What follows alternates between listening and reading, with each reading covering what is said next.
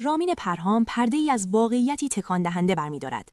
او از نقش مستقیم رضا پهلوی در حوادث خونبار 18 و 19 دی میگوید. این دیگر یک تحلیل نیست، یک افشاگری تاریخی است. با هم بخش‌هایی از این حقایق تکان دهنده را از زبان رامین پرهام بشنویم. به ایشون بگید، به ایشون بگید این کارو نکنن. ما میدونیم برنامه کشتار در دستور کار قرار گرفته. پهلوی منظورتونه؟ بله. بگید که ما میدونیم یه همچین برنامه‌ای در دستور قرار گرفته. فراخوان ندید امشب. نکنید این کارو. خونریزی خواهد شد در ابعاد گسترده و این خونریزی از لحاظ اخلاقی پای شما نوشته خواهد شد. گوش نکرد.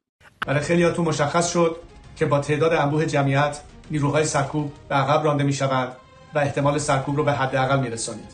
برای آنهایی که تردید داشتید، جمعه شب همراه باشید با سایر همیهنانتون تا حتی جمعیت بیشتر بشود.